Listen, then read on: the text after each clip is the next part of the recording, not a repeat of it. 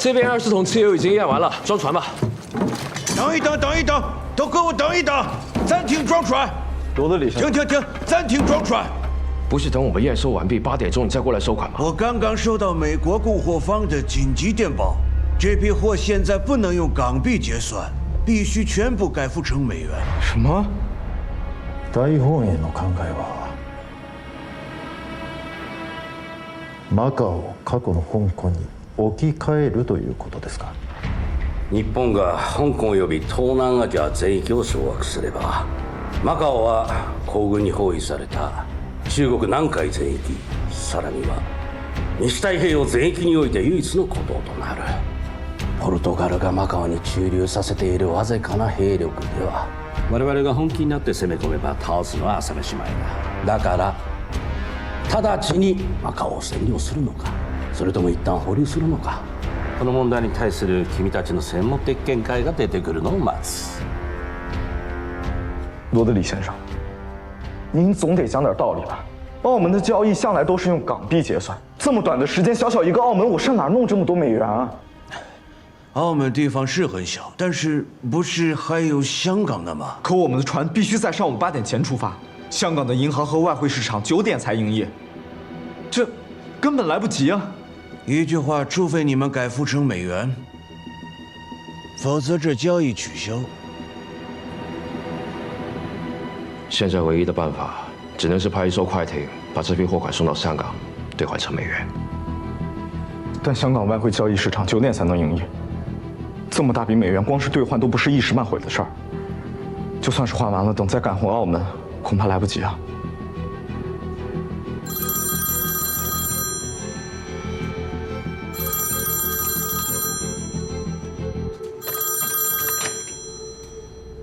喂，我是何贤。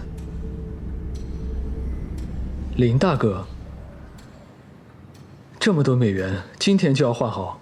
不是今天，是最迟今天中午以前就要把换好的美元送回澳门。那岂不是8点半之前就要全换好？这才一共4个小时啊！我知道这件事情千难万难，换别人一定做不到，所以我才向马万祺先生推荐了你。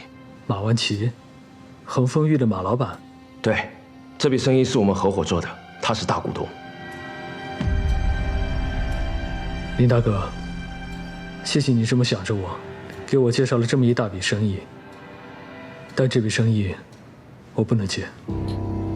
阿贤，你再好好考虑考虑，要不这样，我和马先生给你付双倍的佣金。这不是佣金的事，我来跟他说。何先生，我是马万祺。马老板你好。是这样，我知道我和老林这次找您确实非常冒昧，但我希望您能听完我接下来的话再做决定。您请说。昨天在港澳码头有一场救国募捐义演，是您帮忙打败了日本正金银行，赢了他们一大笔钱，对吧？只是帮个忙而已，赶巧了。但我因此相信，您是一个爱国的中国人。那场募捐义演，为的就是我和老林正在购买的一批抗战物资。这批抗战物资会直接影响前线战局。我和老林好不容易凑齐了货款，拿到了那批货，而且必须要在今天特定时间之内发货，才有可能安全地送往后方。但是货主临时变卦要求改收美元，这么短的时间，我们没有办法完成这么大笔换汇。现在不单是前线将士拿不到，甚至会落入日本人的手里，成为他们侵略中国的工具。原来是这样，何先生，我知道这么短的时间要完成这么大笔换汇，任谁都很难办到。咱们苏美平生，我也知道我的要求太过冒昧了，但是马老板能不能办到，我不能保证，但我能保证，我一定会尽心尽力，在您规定的时间里能换到多少，我就换多少。谢谢了，何先生，谢谢您。哦，还有一点，日本人也在觊觎着这批货，不惜一切代价想要弄到手，所以您千万要保密，不要向任何人透露这次换汇的原因。您放心吧，我一定会保密的。谢谢了，何先生。阿贤，什么声音这么着急啊？天还黑着呢。你现在马上通知阿全，让他在汇龙等我。好。走了。嗯。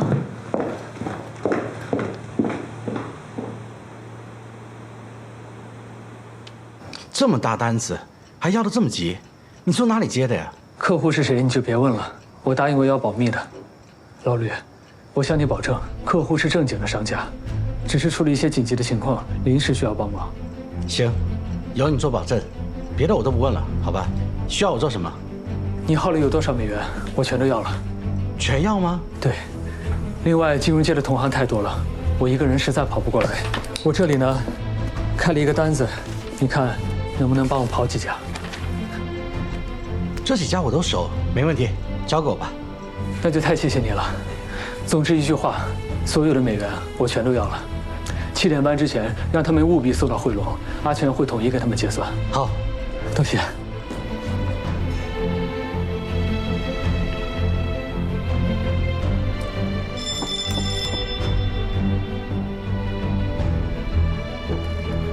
何老板，来，快，请进。何老板，放心，我一定准时送到。多谢。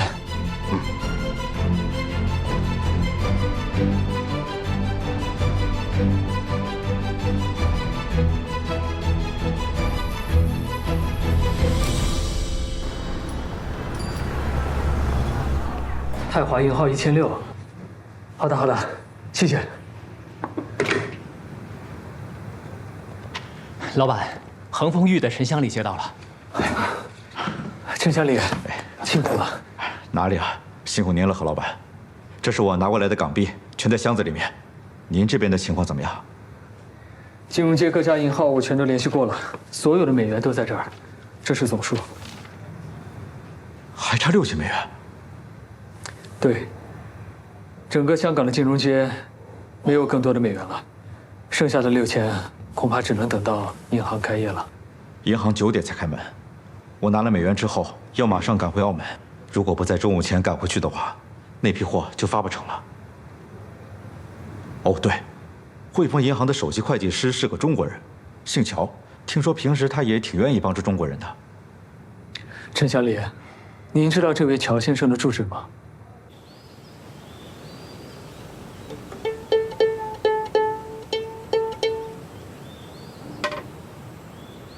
你是来找乔先生办业务的吧？啊，有业务去银行，哪有这大清早的跑到人家家里来打扰他？实在不好意思，我确实有紧急的业务，麻烦您通报一声吧。这也太早了，真不行了。走吧啊！这位老伯，通融一下吧。走吧。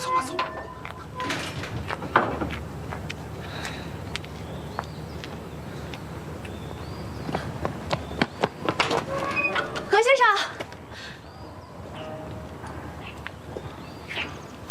乔小姐，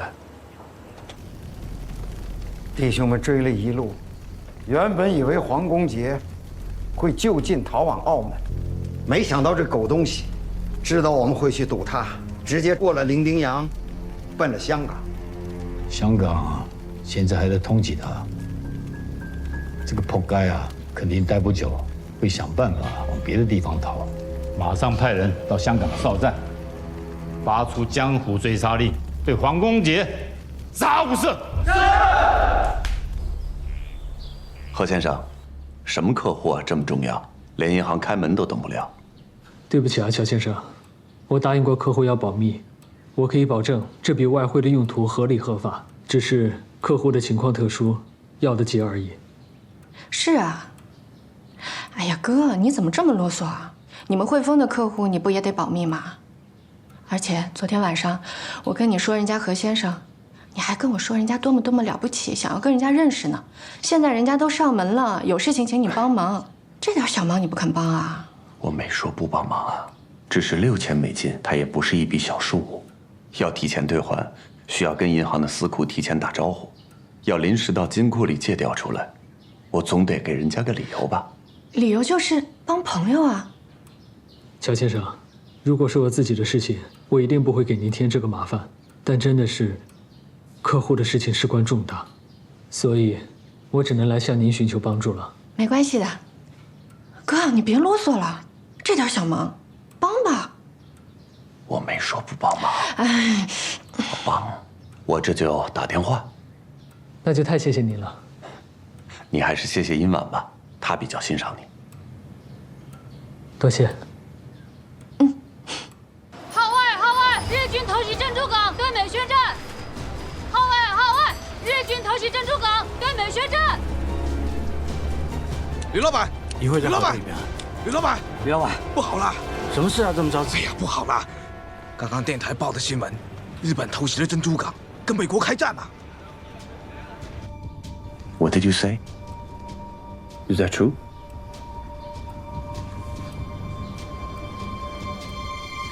怎么了，哥？昨天晚上，日本偷袭了美国的珍珠港。完了，这下完了。英国跟美国是盟友，日本连美国都敢打，那香港也保不住啊！想说这个和谐怎么突然间换了这么多外汇？日本人要是打香港，这港币就完了，很快就会崩盘的。半夜开的战，他天不亮就换美元，这肯定是从哪提前得到的消息啊！这下完了，我们的外汇全被他换走了，我们亏大了。哎呀，是啊，这可怎么办？要不然，我一会问问阿贤。你别要不然了，现在就找他去，快走啊！去啊！包。你看看你交的什么朋友？嗯，什么？你还不明白？日美如果开战的话，香港会立刻陷入危机。这个和弦也真够神通广大的。汇丰才刚刚收到的消息，他反倒先知道。趁着港币暴跌之前，银行还没开门，他就跑来换汇，根本就是在利用你，想要空手套白狼。不可能！怎么不可能？事实就摆在眼前，不然不会有这么巧的事儿。我先去银行了，等我回来再说。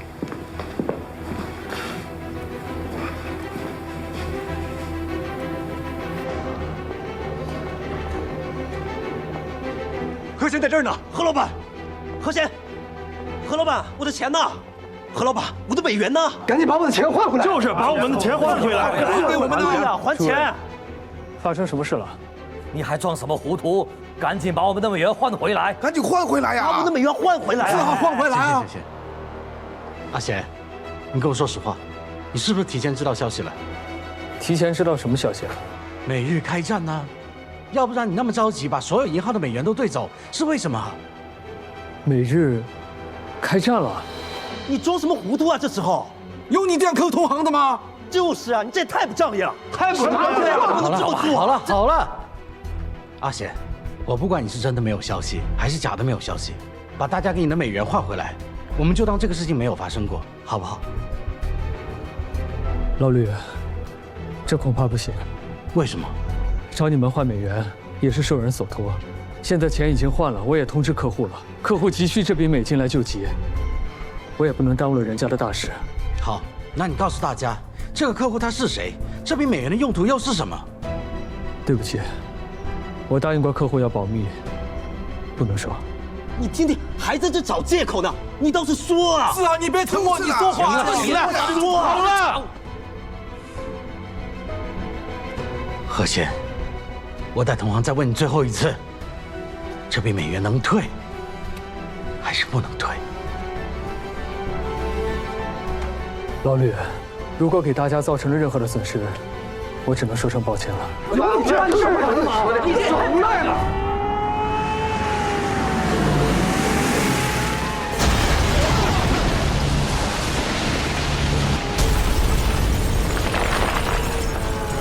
怎么回事？小子被开战了，开战了！来干什么去？快躲好啊！那笔美元还在银行里，我必须要拿出来。阿贤，喂，你不要命了！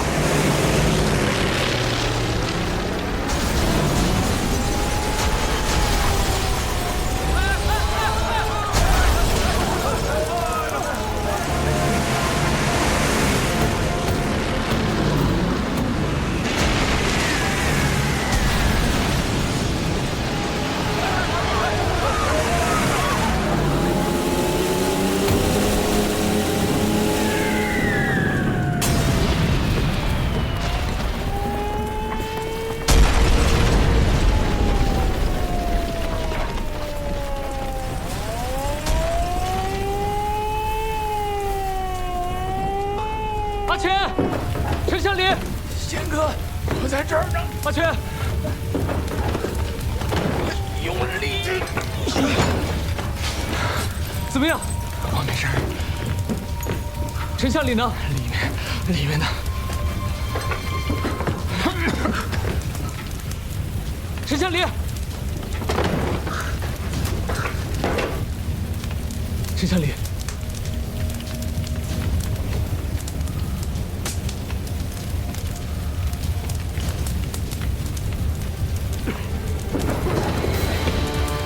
阿全，把箱子拿走，我有东西要救。房子要塌了，快走！房子要塌了，你还救我！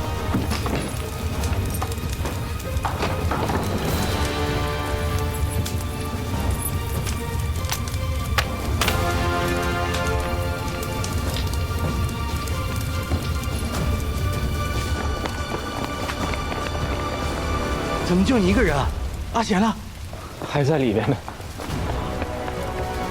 贤哥让我把美元带出来，说他还有重要的东西要去抢救。都什么时候了，还想着进去救东西？这何贤真是要钱不要命。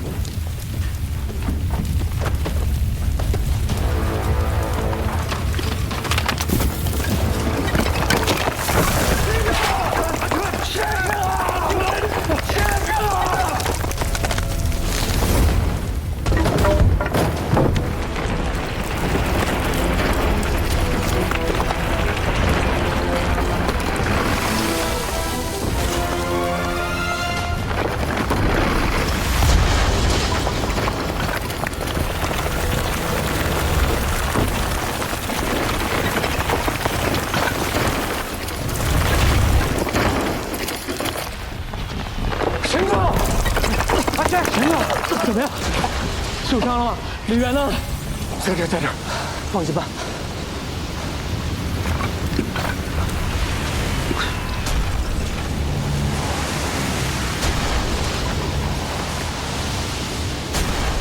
召回了？有这么巧的事？今天最后一班回澳门的西安轮上，有位香港的同行，他亲眼看见汇龙银号在轰炸中被炸起火，炸成了废墟。那你们原来换的美元呢？只知道死人了，其他的都不清楚。罗德里先生，现在港澳之间已经彻底断航，就算那笔美元没有毁于战火之中，即使它在停战之前，我们也很难把它找回来。早知道这样，我当初就说港币好了。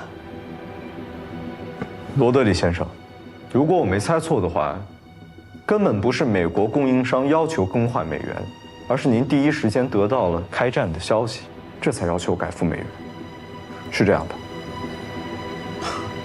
现在说这些还有什么用啊？港币也好，美元也罢，我只关心怎么样才能收回我的货款。我更关心的是那几十箱精密仪器和那些药品。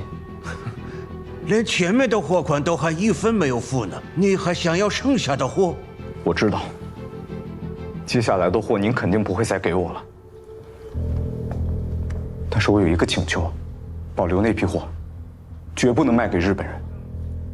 因为您临时变卦要求改付美元，才造成现在这个局面的。依据商法，战争是不可抗因素，即使我不再付款，也不能算我违约。而如果您想收回之前的货款的话，就必须答应我，不能把那批货留给日本人。哎，我不卖给日本人，行了吧？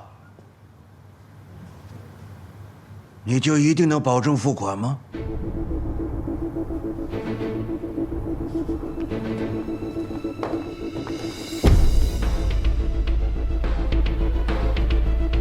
不管那笔美元在不在，能否找得回，只要你不把那批货给日本人，我就一定想办法把钱给你。找得回我付，找不回，我倾家荡产、卖房子卖地、借高利贷，也不少你一分钱。但如果你把那批货给了日本人，就别怪我不认账。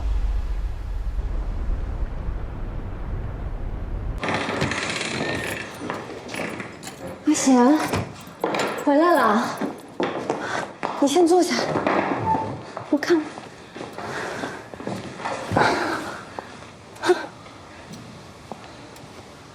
有受伤吧？啊？我没事儿。真的没事吗？真的没事儿。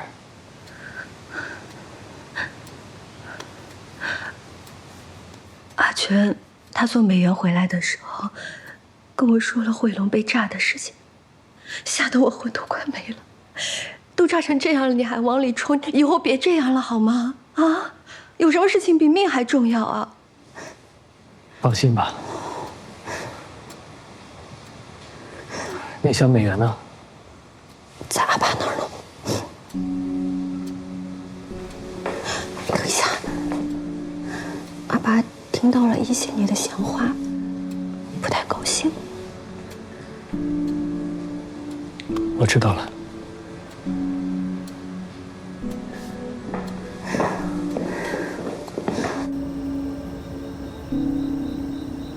20，6个。6个，记一下。哥。哎，先生，今天怎么回来这么晚呢？银行一整天都在挤兑，排队的人都排出1公里外了，人手又不够，一直加班到现在。恒伯，我这里没什么事儿了，您就去休息吧。好嘞。那我走了啊。这是在干什么？孤儿院来了好多难民的孩子，嬷嬷说粮食不够了，我打算把家里这些都拿过去。但是就这些也不够他们吃上几天。哥，你那儿还有钱吗？银行也限额了，每个人先取100港币。我的钱也一样取不出来，省着点用吧。好。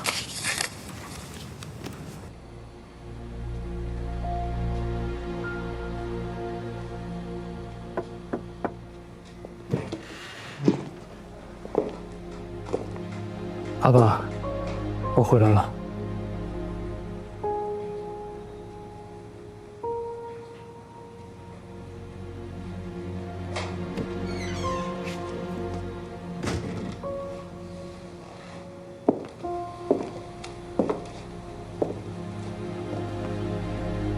阿爸，跪下。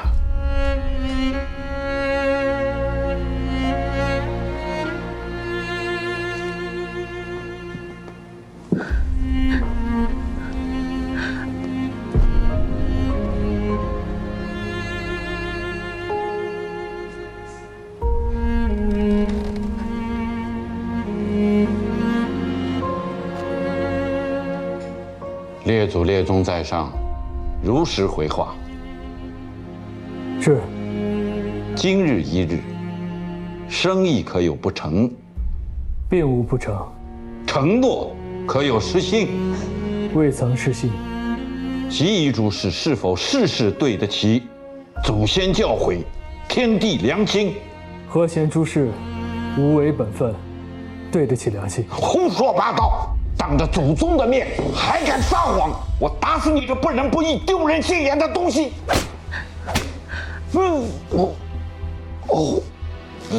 阿爸，阿爸，放开！你给我跪下！跪下！说，你是怎么鬼迷心窍？坑害同行，发这些不义之财的？我没有啊！你还敢抵赖？你干的那些事儿，街坊邻居都已经传遍了。现在外面人人都在说我们何家的脊梁骨，难道这么多人，他们都是冤枉你吗？还有，这是什么？这是我为客户换的美元。客户？什么客户？我答应过客户要保密，不能说。连我都不能说？对。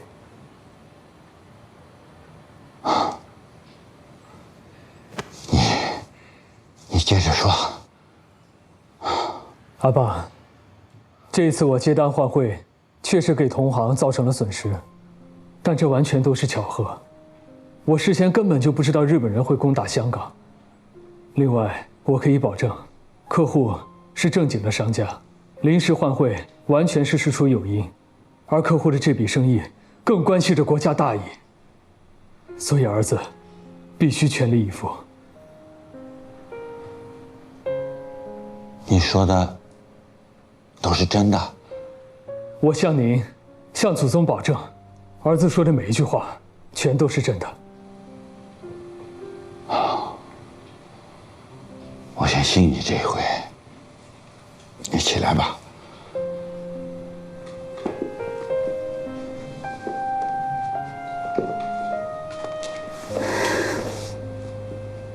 可我还是要问你，这项美元，你是为客户兑换的，事关重大，不容有失。当时你冒着生命危险从火里把它抢出来，那是应该。可你后来为什么还要再冲回火里呢？你就那么舍不得银行的那点财物？你是一家之主啊！你要是有个什么万一，你让祁文、仔仔、西妹他们以后怎么办？阿爸，我知道我这样做非常冒险，可当时我不得不往火里去，因为无论烧了什么，都不能烧了这门账。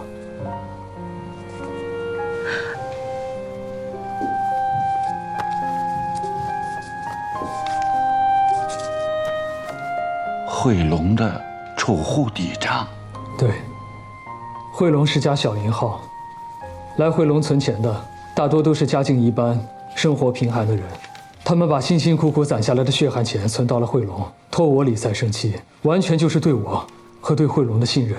现在香港遭逢巨变，人人朝不保夕，这些存款很可能就是其中很多人的救命钱，我不能让他们血本无归。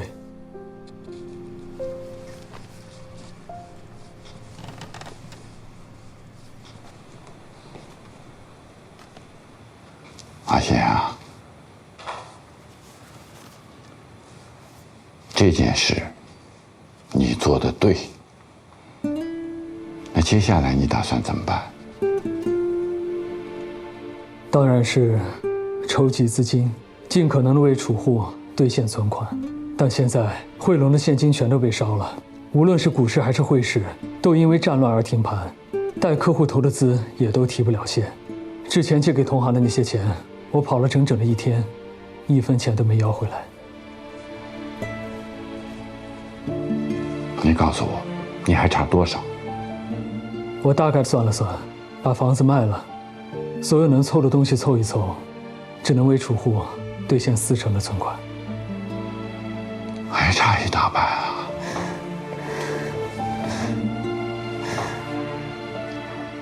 我不想让储户受到损失，所以能凑多少，我就按照比例为储户兑现多少，只求问心无愧了。我知道了，你先回去吧。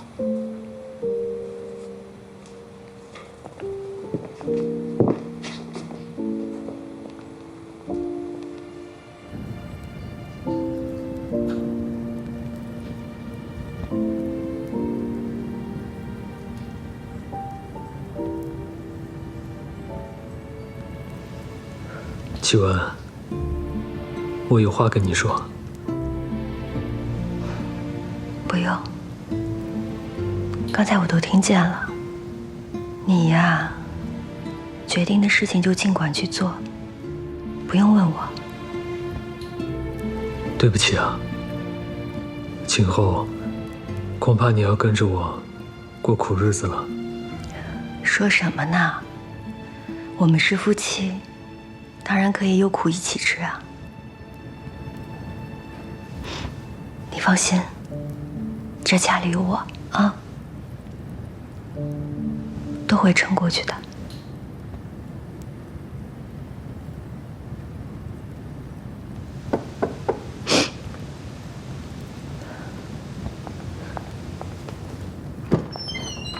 阿爸，阿爸，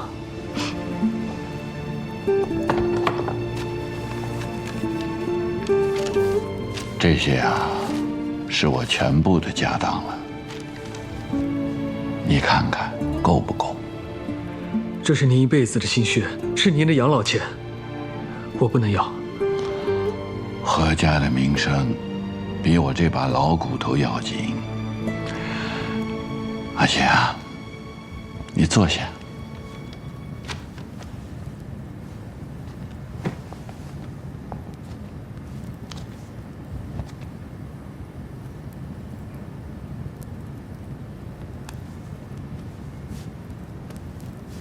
阿爸，我来吧。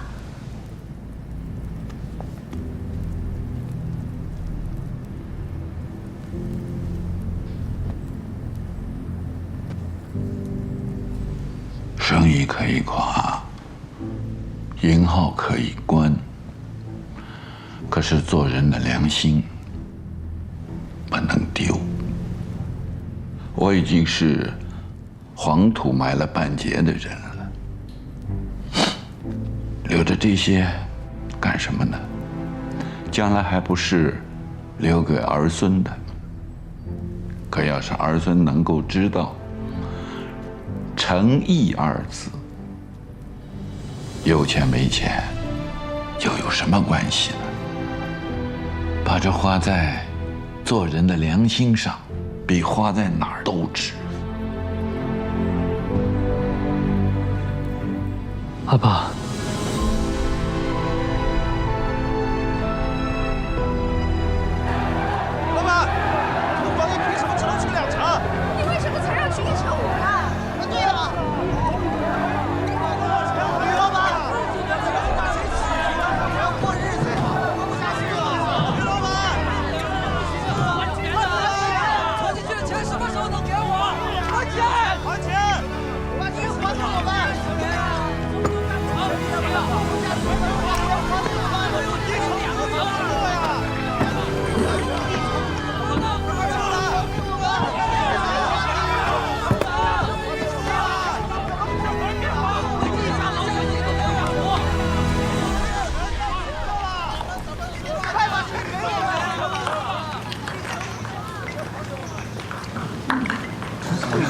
他是还有人呢，他能取钱？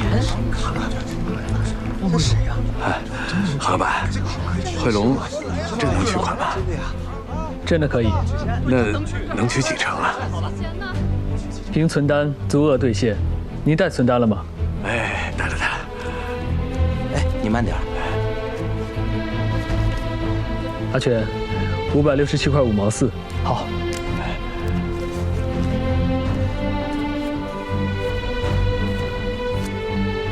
阿伯，您数数，没错吧？没错。那我就给您销户了。哎，真没想到这钱啊还能取得到，还是足额的。谢谢啊，谢谢。您慢点。哎，真能取款，还是足额呢？就是我当初怎么不把钱存在汇龙啊？哎，老板，贵号营业到什么时候啊？我家邻居也是这里的储户，我得高升下去啊！从今天开始，15天内每天正常营业到下午6点，请大家互相通知，及时取款销户。哎，老板，我也有，大家别急，我也有，大家不要急，一个一个来，保证足额兑现。别急，看一下队啊！我看一下，我也是，你先帮我看一下。李老板，你看人家汇龙都被烧光了，还能足额取款？哎，你们广义啊，凭什么只能取2成？这不合理啊！没办法啊，谁让人家何贤何老板本领大，接着打仗坑害同行，这种昧良心的钱，我要是能挣，我也能干这种往自己脸上贴金的事。你放心，到时候我广义1分钱不少你。是啊，往后的金融界可就只剩下汇龙这一家金字招牌了。有完没完啊？你们知不知道，为了给储户们兑现，我们贤哥连房子都……做事。都对呀，这能取还能取钱？没错吧？就他这里能没错，那我就给您销户了。好，当初也把钱存在这里了。对呀，没想到早知道可以存这里了。下一位。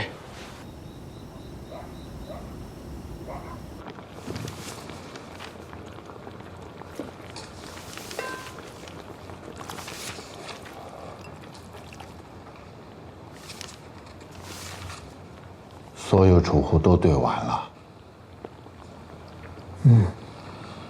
这就好。我们何家的信用总算保住了。仔仔、细妹来吃饭了。来吧，小心烫。又是白粥，我不喝。细妹，现在外面打着仗呢，很多人现在连米汤都喝不上了。细妹啊，跟阿公说你想吃什么？今天是平安夜嘛，每年都吃苹果的。哦。阿妹，你听我说。真的？真的。哥哥什么时候骗过你？来，先吃饭。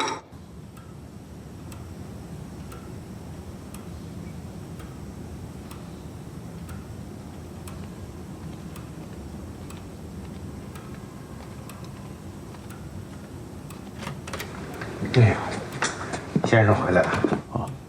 尹婉呢？在孤儿院忙了一整天，这会儿啊，靠在沙发上睡着了。家里还有面粉吗？面粉应该还剩最后一点。行，够我做一个派就行。那够，那够。这惠龙的事算是了了，咱们得赶紧走啊！去哪儿？还能去哪儿？你听听，港岛那边炮声不断，我看这英国人啊，撑不了这一两天了。你不是已经申请了澳门的这个金融许可证了吗？等战事一停，港澳通航了以后啊，我们赶紧去澳门吧。这个再说吧。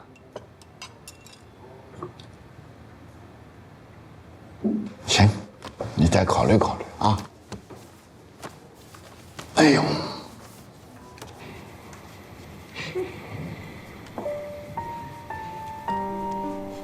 一、二、三、四，五个大苹果。为什么是5个？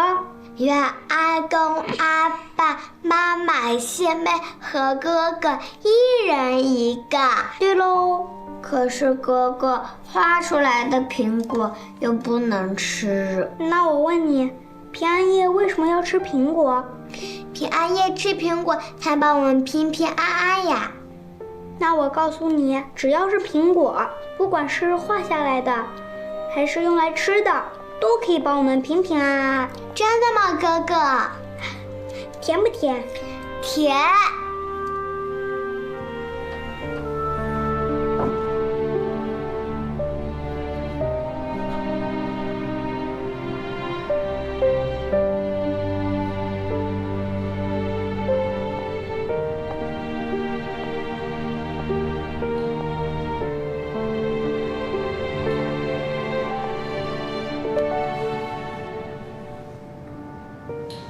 怎么了？有心事啊？是还有主户没来取款？前面的储户都兑换完了，但还有一个最大的客户，不但存款的金额大，而且还要求匿名。因为情况特殊，我把它特意记在最后一页，以便和其他的储户分开。虽然这最后一页烧了，但他的样子和他存款的金额，我记得很清楚。是多少？刚好3万多。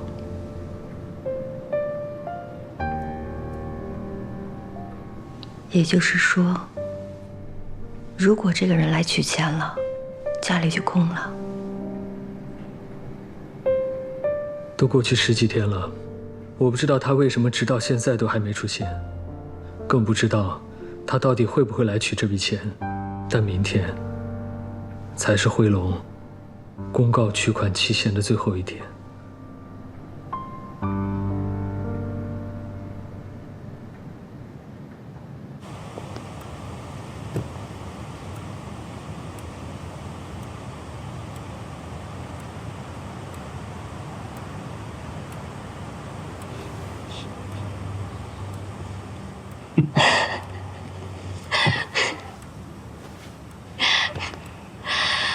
平安夜快乐！平安夜快乐，哥哥！刚烤好的苹果派，快吃吧。这个给你。又用手啊？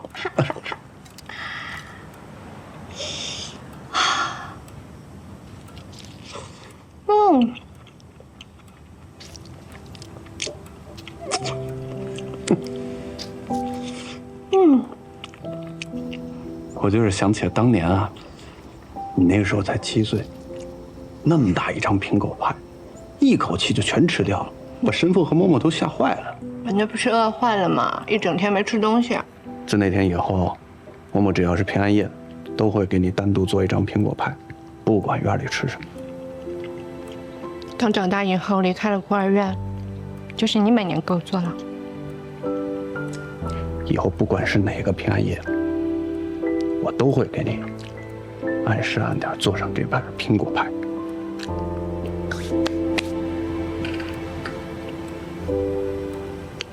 你点亮寒夜里的那一盏灯，照着孤舟你心中的那些人，我回望烟尘弥漫的那一座城，也许能依然听闻风起潮声。